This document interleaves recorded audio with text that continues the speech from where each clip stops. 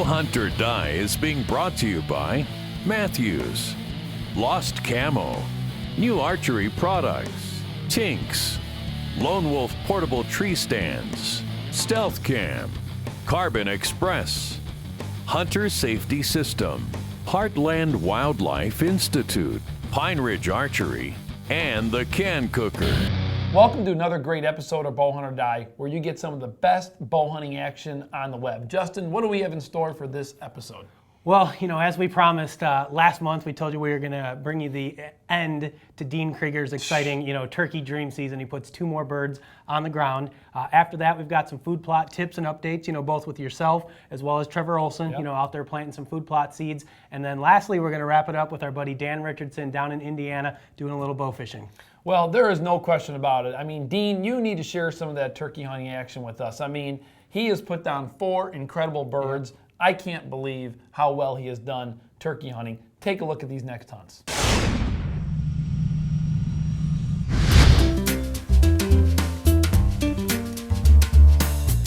All right, I'm set up this morning on a rye field, and I've had cameras on a camera on the north end of the field and a camera on the south end of the field here for 3 weeks, and I've got a little bit of a pattern down that I've been getting pictures of hens along this north edge here quite a bit, and every once in a while I'll get a picture of a gobbler. With any luck, we're gonna get something on the ground today.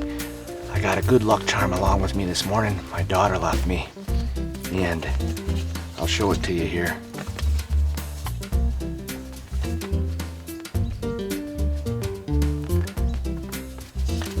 So hopefully you could read that, but with any luck, we're gonna get a birthday bird today. So stick with me, and let's see what we can do.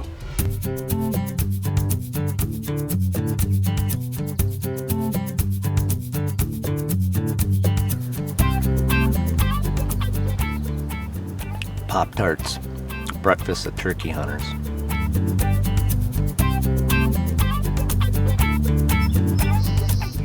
There's a gobbler about 60 yards away. There's a hen in front of him. She's coming right down the edge of the field. So with any luck, we're gonna get a shot here. She might lead him right to us.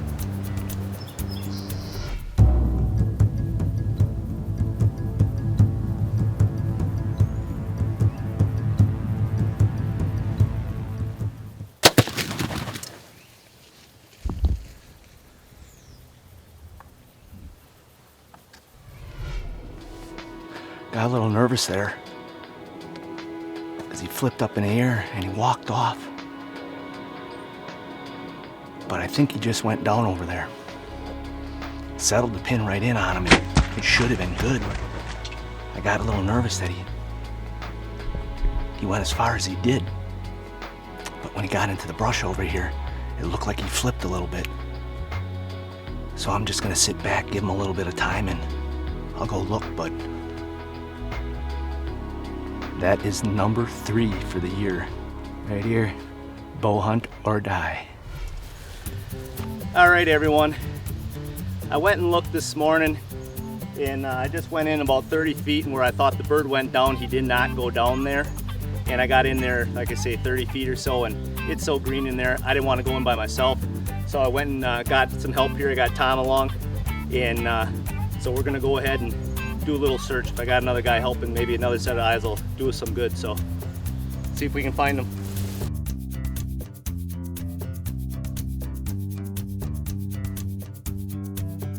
It's about 2 hours after I had shot this bird this morning, and bird went another probably 60, 70 yards from where it went in the tree line there, and he was buried in some brush there. So it's amazing how tough these birds are. My shot was off just a little bit to the right, but we got him, and that's all that matters. So once again, I've been having a great season, so thank Tom. Nice bird. Yep, thank you. Without him, I don't know if I would have found him. So another one on the ground for the bowhunting.com team. BowHunt or Die.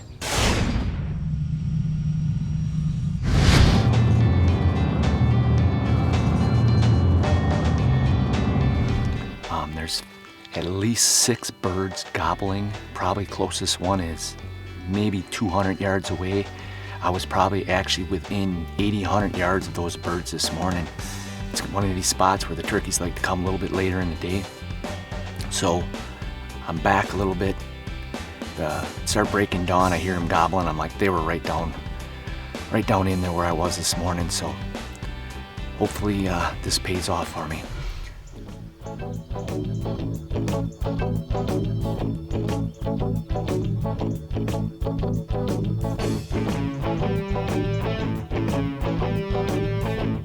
Here's a little update.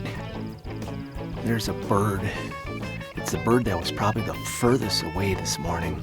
Is probably, I can only imagine, 300-400 yards right now, but he is just gobbling his head off.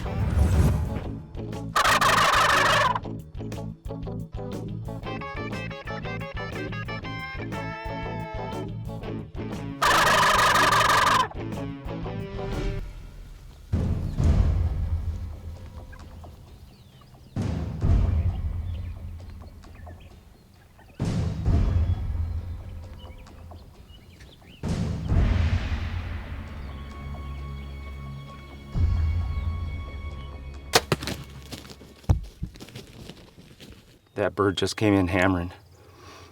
That's number 4 for the year. I can't believe it. What a year.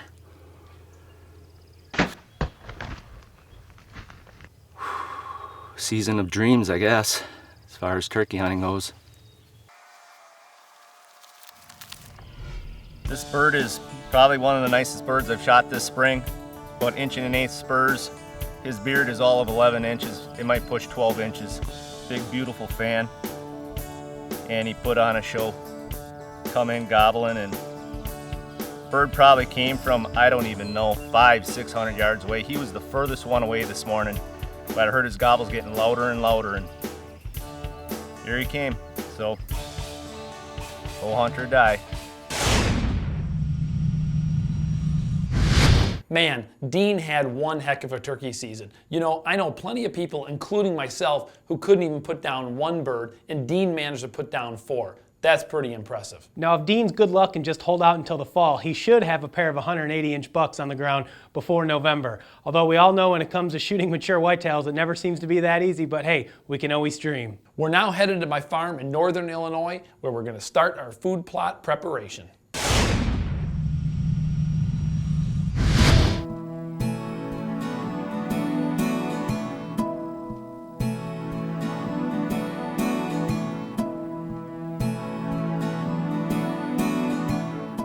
Well, it's that time of the year again. It's May 23rd. It's time to start getting the corn in the ground. You know what? This year, so far, it's been unseasonably not very wet. We have not got a lot of rain at all, but at this point, I want to get the corn into the ground. I'm hoping that the ground is not too compact and that the planter can't get it deep enough. So we're going to set the planter as deep as we can. We're going to try to get our corn in the ground today. They are calling for rain this weekend. So I'm hoping that the timing can be perfect. While we're here, we're also going to be spraying our fall food plots. Seems kind of crazy to be talking about fall food plots now, but you want to start your planning early, and that's exactly what we're going to be doing. So we're going to hit a couple of our plots with Roundup. We're going to get them killed off. That way those fields stay generally pretty clean, and we don't have a bigger mess to attend with in the fall. So join us as we start our fall preparations to hopefully put down some big bucks. First thing first, we took the cups off that are for planting sorghum. Now we've changed them out for the corn. We've also filled the fertilizer bins with the urea, this is a great planter because as you're planting the corn, the urea is being dropped in right where the seed is. That gives that seed the best chance of being able to have the nutrients it needs to get blasted out of the ground quickly.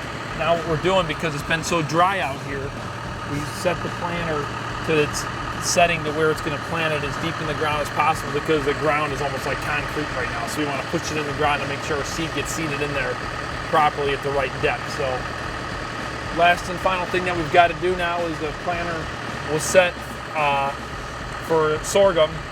Now we need to change it to corn. So come on, we'll do that right now. So what Jim's doing is he's moving the sprockets over, which is going to change the rate of seeding and how much seed's going to come out while we're actually planting. So now we've got it on the right one.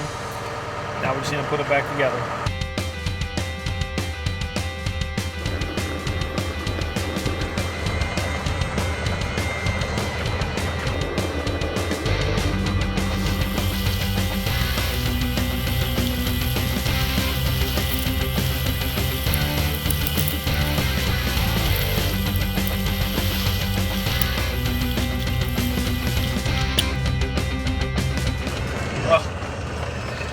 good job with the planter and everything else, but we forgot the corn.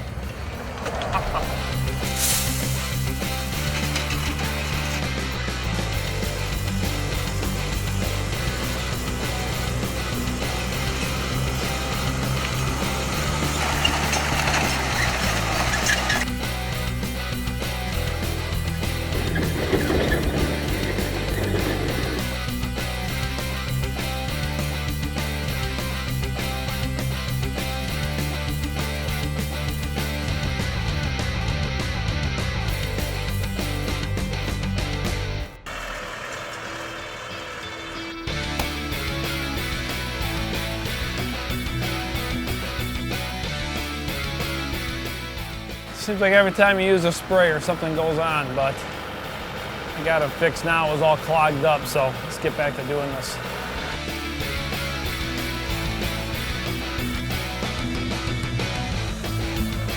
We had a great day today. We got a lot accomplished. The ground is like concrete. You know, we finally got our corn planted. We had the planter set as deep as it would go, but we've had no rain here, or minimal rain, for 2 to 3 weeks, so they're calling for rain this weekend. I'm hoping the work that we did and timing-wise, we're gonna be set just perfectly to where that corn's gonna come out of the ground when we get this good rain to loosen up the ground here a little bit. You know what? The season's about 4 months away, and I'll tell you what, it comes up on you quickly, so now's the time to get out in the woods, get your trail camera set, get everything in position, figure out where your fall plots are gonna be, get your spring plots planted, and those are the kind of things you're gonna wanna do to attract more wildlife to your property. So we did as much as we could do today, so now we're gonna wait for next week and we'll start planting some other items.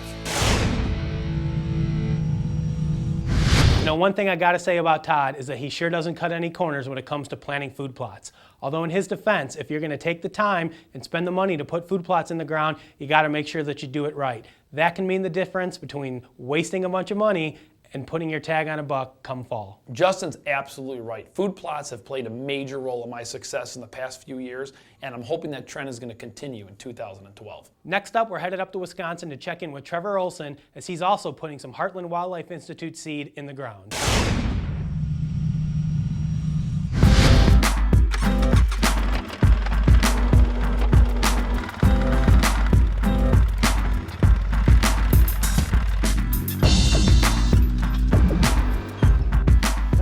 Here last year, or last fall, used to be a turnip mix, had some soybeans in it. This year, I'm planting some stuff from Heartland Wildlife Institute, which is called the Secret Weapon, and your main ingredients in this are peas and beans, and there's some rape involved in there as well. So it's almost like a full season plot. We have about a 1/4 acre here. I'm going to plant this lightly, and then come fall, because I have a feeling that the deer are going to be taking down these beans. I'll probably plant some more in there as well. Got all the disking in. Yesterday or a couple days ago, we sprayed it all with Roundup, so everything is dying or it has died. So let's get some seed in the ground.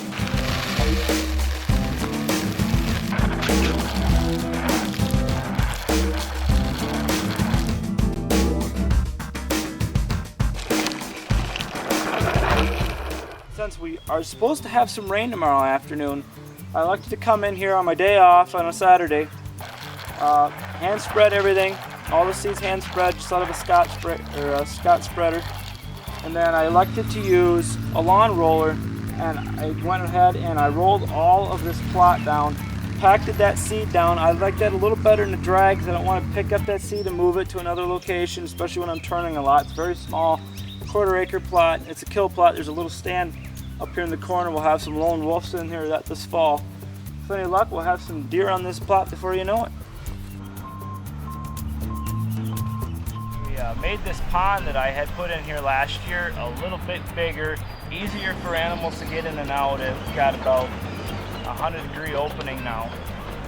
We lined it with bentonite, which is it's a rock, and as soon as rain hits it, it'll get really slimy and it'll dry and turn to clay, and that'll actually help hold water in this pond, and that's exactly what we're looking for. We dug this out with the skid loader here, about 15 bags of 50-pound bentonite, and hopefully we get some rain. I've got plots in the ground, and now we have our pond done. So We're gonna get this last bag in, and we're gonna pack it down a little bit more with our feet, spread it out a little better, and get out of here. You know, Trevor showed us some great examples of how you can use small equipment to get food plots done right. You don't need a lot of acreage, and you don't need heavy equipment that I'm using to be able to put in food plots. You can still be very successful at picking areas and using smaller equipment and have some great results. In this case, Trevor took his time. He used a four-wheeler, a small plow, disc, got the area prepared. He used a hand spreader and a roller and was able to put in some good-looking food plots. I really hope that his hard work pays off this fall. You know, besides just putting in those great food plots, Trevor showed us just how easy it can be to create a small pond or watering hole on your hunting property. We all know that on those early season days in September and early October when it's really warm, the deer are attracted to water. So if you don't have a water source on your property, Trevor showed you just how easy it can be to put one in, and it can be a very productive place for early season hunting. Last up for this episode, we're heading down to southern Indiana with our good friend Dan Richardson as he gets in some bow fishing action. May 25th, decided to get out and try some bow fishing this morning. If you've never tried bow fishing, it is a blast. You got to get out and do it. There's plenty of rough fish out there. There's a lot of sloughs and swamps, and I've got about a mile walk before I get back here, but I'm gonna go give it a go and just have fun.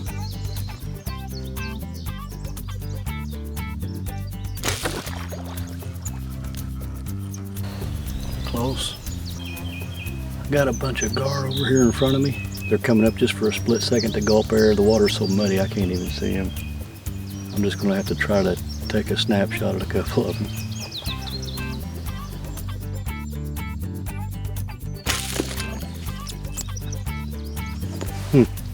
I suck. And another miss. Kind of a long shot, but what the heck. Man, so close.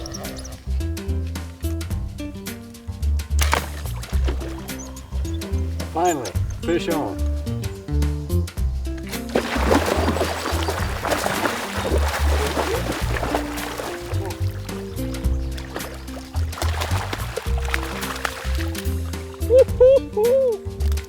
Yay, you got me on, buddy.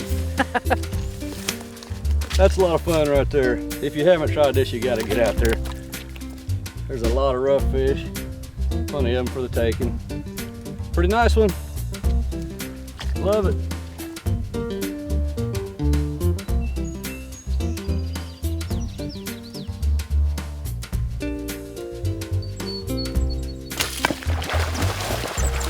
Oh yeah, oh yeah. That's a dandy.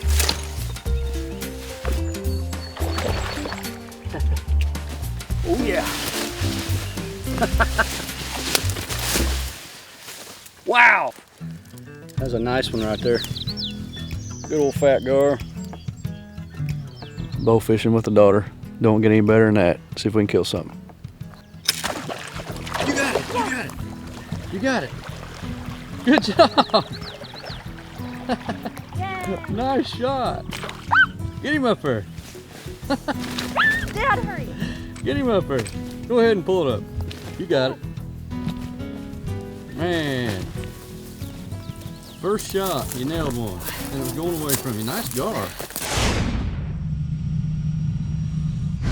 You know, I don't know what was more entertaining about that clip, whether it was Dan's awesome accent, the flopping fish, or the gun show that he was putting on for us. Hey Dan, do you got a permit for those things? Dan definitely gets the award for having the biggest arms in this episode for sure. But more importantly, what Dan did is he took the time to take his daughter bow fishing, and it looks like they had a ton of fun. It's our responsibility to take our heritage that we love so much and get other people into the sport. Dan, you did a great job.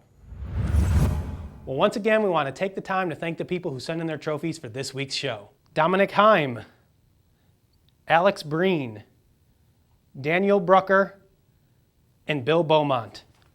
Hey, congratulations, guys. Those were some great bucks. Now remember, if you want to see your photo right here in an episode of Bow Hunt or Die, click on the Submit Your Trophy button in the upper right-hand corner of the screen, and you might be featured in next month's episode. Well, that's all the hunting action we have for this episode of Bow Hunt or Die. You know, Todd, it's hard to believe that, you know, it's almost July already and we've almost got, you know, 3 months until bow season opens. You know, some of these warm temperatures we've been having here in the Midwest, those cool October mornings, you know, sure sound pretty good right about now. There's no question about it. You know, in the last 2 weeks, I finally have got my eyes on 2 different bucks that I've been seeing in my hunting area, and it's amazing in the last 2.5 weeks how much antler growth they've put on already. And I tell you, all it takes is seeing those bucks to get you all excited about the fall. If you don't have your trail cameras out, now is the time to get that done. Yeah, I know what you mean, Todd. I've got a couple brand new stealth cam trail cameras sitting on my workbench in my garage, and I'm really itching to get them out and, you know, see what bucks are out there for the fall. So like I said, that's all we've got for this week. Make sure you guys check back in a couple of weeks. We're going to bring you an update on hopefully some of our summer hit list bucks. And then we're also going to have some tips on tree stand safety. And we may even have a little bit more hunting footage from the spring to show you. So once again, check back in a couple weeks right here on Bow Hunt or Die. In the meantime, don't forget to check out facebook.com/bowhunting for daily updates, news, photos, and other exciting information. We also want to hear your opinions and your stories, so join us now and like us on Facebook.